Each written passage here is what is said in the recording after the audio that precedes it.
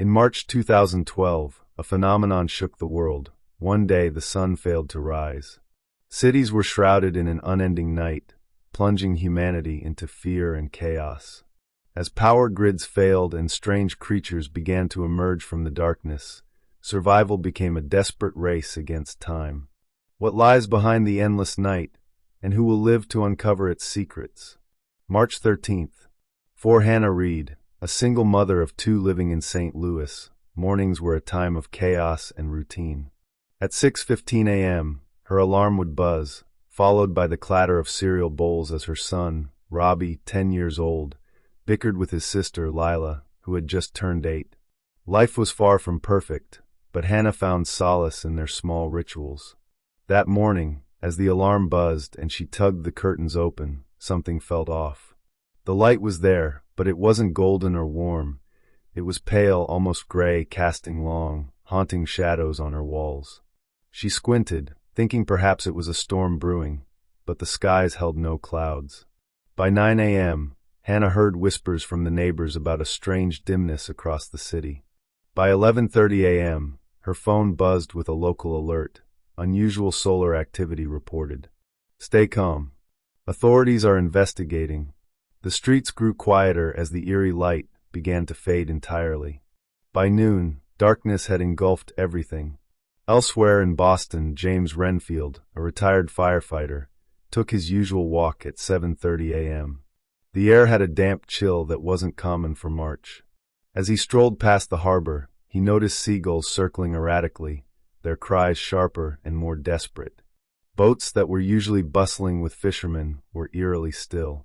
When the light began to dim, James hurried home, a sinking feeling settling in his chest. By 3 p.m., he could barely see across the street. For many, this was the beginning of a series of unanswered questions. News stations played reruns of scientists speculating about solar flares and atmospheric shifts. Despite their technical explanations, the tension in the air was palpable. People gathered in their homes, staring at screens as the world outside turned into an abyss of shadows. March 14th. The following day brought no light, no sunrise, no gradual shift from black to blue. By 8 a.m., streets that should have been bustling were cloaked in impenetrable darkness. Businesses remained shut, schools sent out messages canceling classes indefinitely, and emergency lines were overwhelmed with calls. Hannah lit candles in her living room as her children huddled on the couch. Lila asked why the sun wasn't working anymore. Hannah didn't have an answer, but reassured them with a calmness she didn't feel.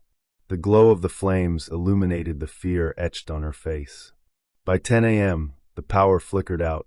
Phones lost their signal shortly after, isolating families from the outside world. In rural Kansas, the Whitman family, farmers for 3 generations, sat around their kitchen table at 9 a.m., listening to a battery-powered radio. The broadcaster, their voice shaky, reported mass power failures and a growing unease about what might come next. Mr. Whitman tried to reassure his wife and teenage son, but his hands trembled as he gripped the mug of lukewarm coffee. Outside, the barn animals were restless, their movements erratic. By mid-afternoon, reports began to trickle in about strange occurrences. People whispered about hearing low, guttural noises in the dark, sounds that didn't belong to any known animal.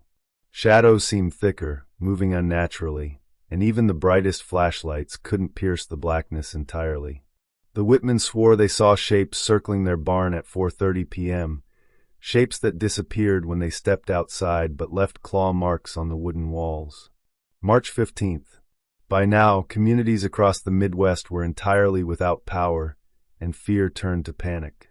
In Havenfield, Kansas, a population of just over 2,000, neighbors gathered in the town hall at 2 p.m., their flashlights flickering as they exchanged stories.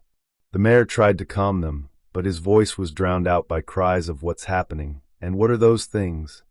At 7 p.m., the first attack occurred. The Harris family, living just outside town, hadn't been heard from since the afternoon. Sheriff Bennett drove out to check on them, his car headlights cutting through the dense darkness. He found their home in shambles. The front door hung on its hinges, and deep grooves were scratched into the floorboards. Blood trailed from the kitchen to the front yard, where it stopped abruptly. The family was gone. By 9:30 p.m., word of the attack spread.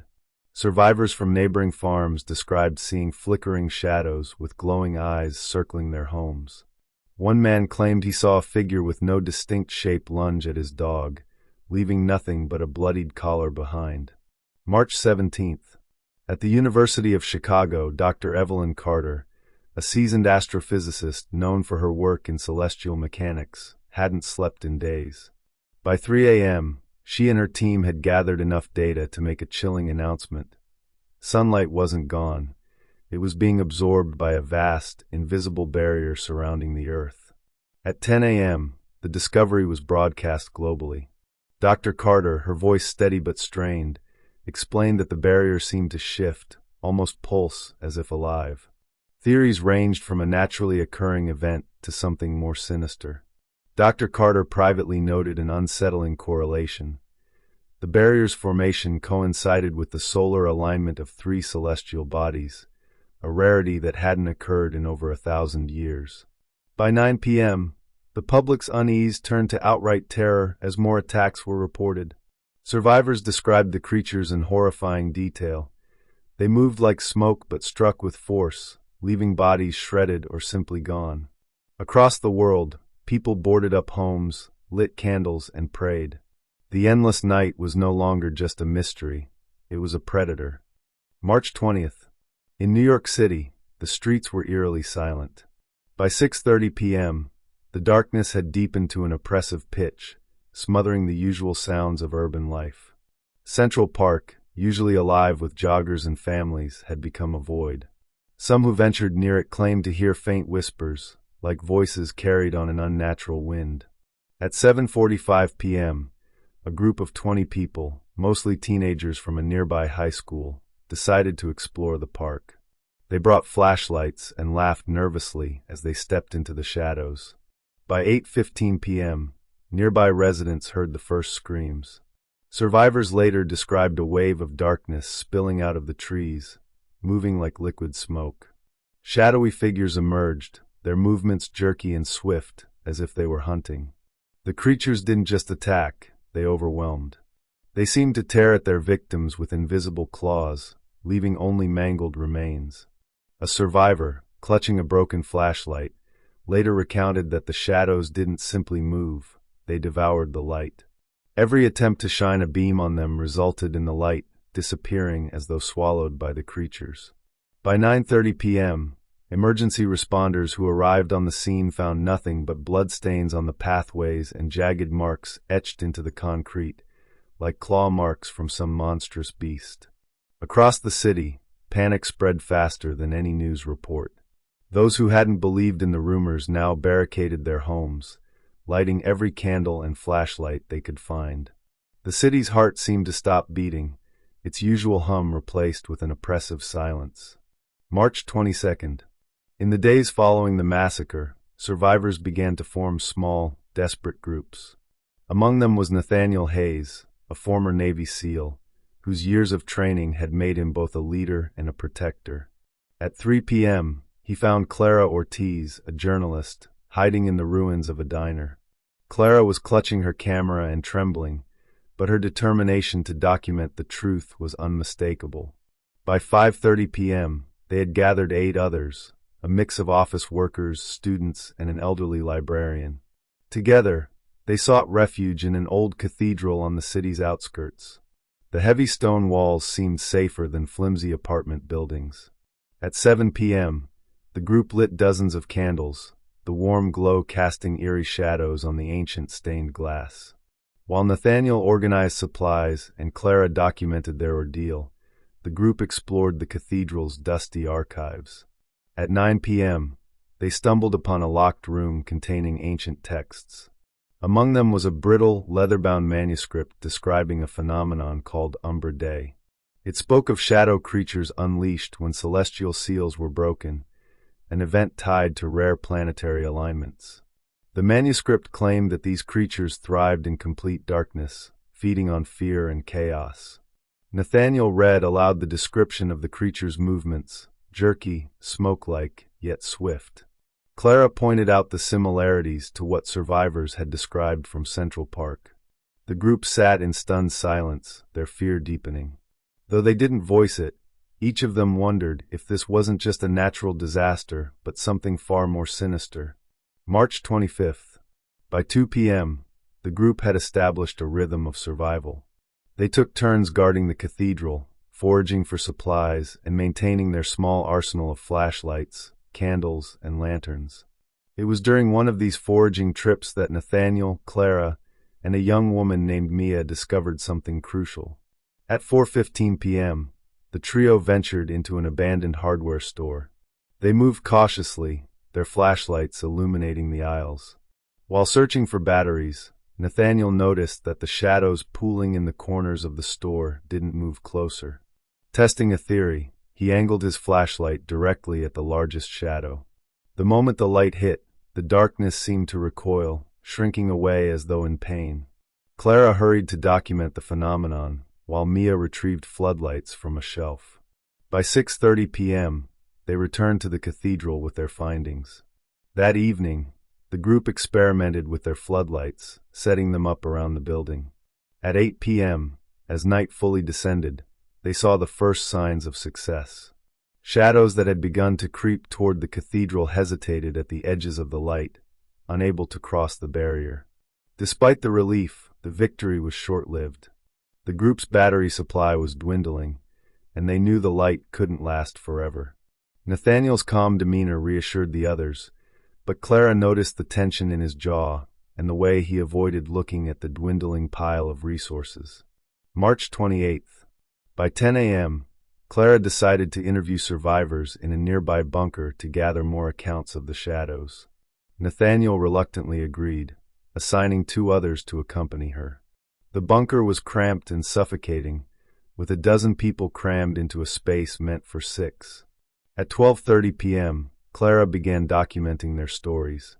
A woman described how the shadows surrounded her car, slamming against the windows until they shattered. A teenager spoke of how his father had disappeared into the dark, his screams cutting off abruptly.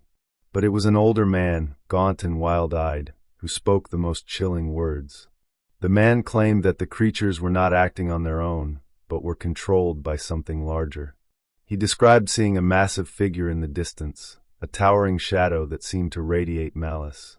The others dismissed him as delusional, but his words lingered in Clara's mind. By 3 p.m., Clara returned to the cathedral, her face pale and her hands shaking. She recounted the old man's story to Nathaniel, who frowned but didn't dismiss it outright. That night, as the group huddled in the candlelight, they couldn't shake the feeling that something larger, something far more terrifying, was watching them from the endless night. The bonds between the group grew stronger with each passing day. Every foraging trip, every shared meal, and every night spent in the faint glow of their dwindling lights brought them closer. Yet the weight of their discoveries and the looming threat of the darkness cast a heavy shadow over their fragile hope. April 2nd. By 9 a.m., the cathedral was unusually quiet. Nathaniel Hayes and Clara Ortiz had stayed up most of the night debating their next steps, their voices hushed to avoid waking the others. The atmosphere had grown heavier over the past week, each day darker than the last. Supplies were dwindling, and the faint hope their floodlights brought was waning. Then, at 11:15 a.m., the crackling of the radio broke the silence. Dr. Evelyn Carter's voice came through, distorted but clear enough to bring both relief and dread. She explained that her research had uncovered disturbing connections between the barrier and a celestial alignment, an event last documented over 1,000 years ago. According to her findings, the last alignment had coincided with the fall of an ancient civilization. The ruins they left behind were rumored to hold an artifact capable of disrupting the darkness. Nathaniel gathered the group at 12:30 p.m. to share the news. As he explained the theory, Clara quietly studied the faces around her. Mia, the youngest in their group, clutched her knees tightly, her wide eyes brimming with fear. Marcus, a carpenter and one of the most reliable members, nodded with grim determination. But it was Lucas, a convict Nathaniel had reluctantly allowed to join them, whose reaction unsettled her. His gaze darted to the corners of the room, as though searching for something hidden in the shadows. The group spent the rest of the day piecing together what little they knew of the myth. Clara scoured her notes, focusing on the term Umber Day mentioned in the ancient texts. By 10 p.m., their theories painted a chilling picture. The barrier, the creatures, and the sudden disappearance of sunlight were all part of a chain reaction triggered by the celestial alignment.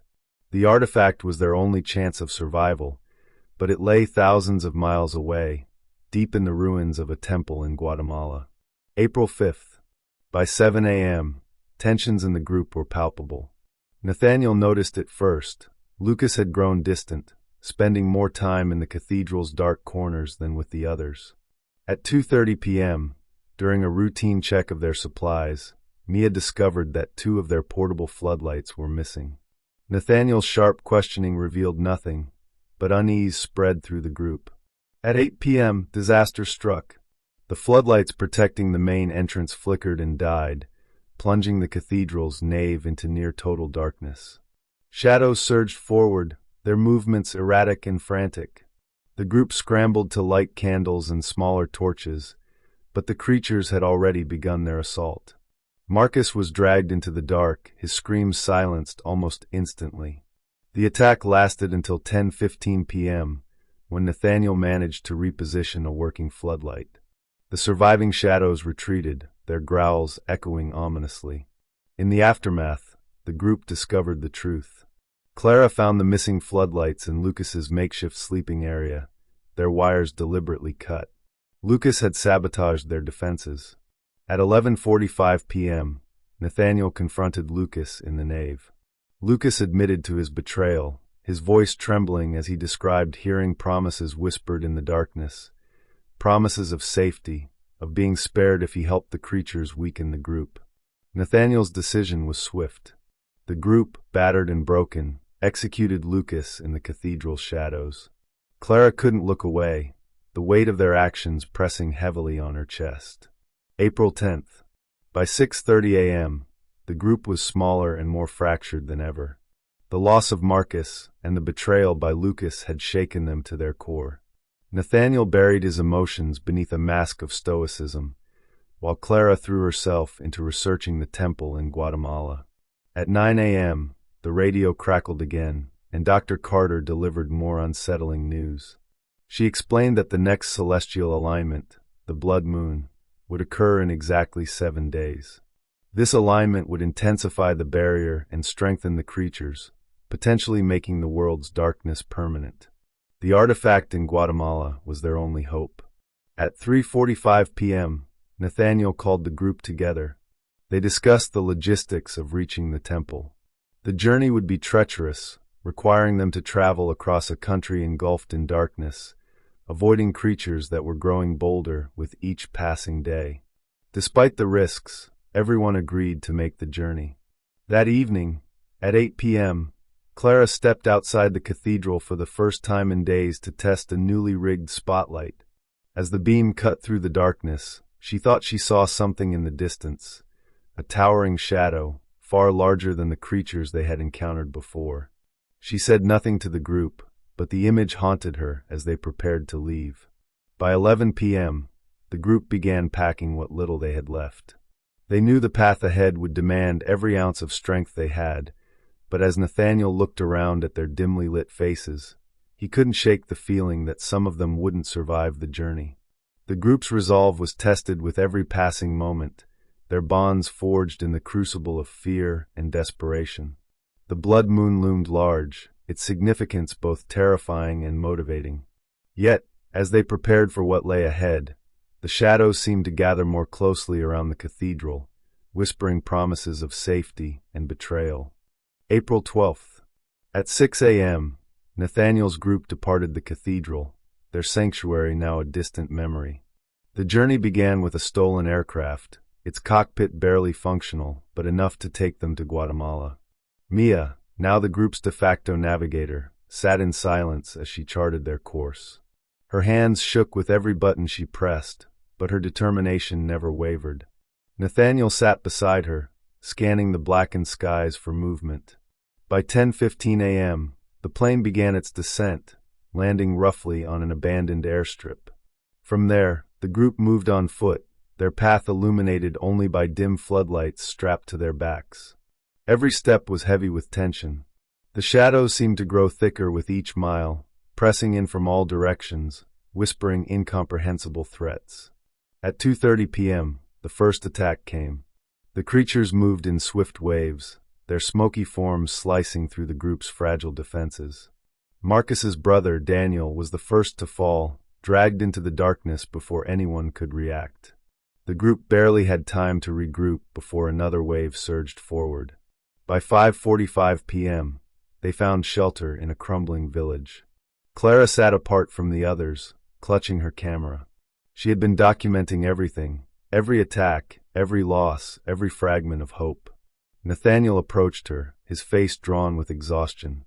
Their conversation was brief, but charged with meaning. Clara handed him her camera, her expression a mix of resolve and sadness, as though she knew she wouldn't live to see their journey's end. At 9:15 p.m., the group faced their largest ambush yet. The shadows attacked with relentless force, shrieking and clawing at the group's light sources. Clara, holding the rear, made a choice. She turned her floodlight toward the advancing horde, buying the others precious minutes to escape. Nathaniel called out to her, but she didn't respond. The shadows consumed her in seconds, her floodlight flickering out with a faint hiss. When the group finally stopped to rest at 11:30 p.m., they were smaller, weaker, and more fractured than ever. Nathaniel carried Clara's camera in his pack, the weight of it a constant reminder of her sacrifice. April 16th. By 8 a.m., the group stood at the base of the ruined temple. The once grand structure was overrun with creeping vines and deep shadows that seemed to move of their own accord. Nathaniel felt the air shift as they approached, an oppressive cold settling over them. The group entered the temple at 10:15 a.m., their flashlights casting long, distorted beams against the walls. Inside, the shadows were thicker, swirling like smoke. Mia, now the youngest remaining member, stayed close to Nathaniel, her small hand gripping the edge of his pack. At 1:45 p.m., they reached the central chamber. In the center of the room stood a pedestal, and atop it, an ancient orb emitted a faint, pale glow. The light wasn't warm. It was cold, almost lifeless, but it pushed back the surrounding darkness just enough for the group to see. By 4 p.m., Dr. Carter arrived via helicopter. Her expression was one of awe and dread as she approached the orb. She explained the ritual. The orb could only be activated by a life sacrifice. Her voice trembled as she described the connection between the orb and the barrier, her words heavy with regret. April 17th.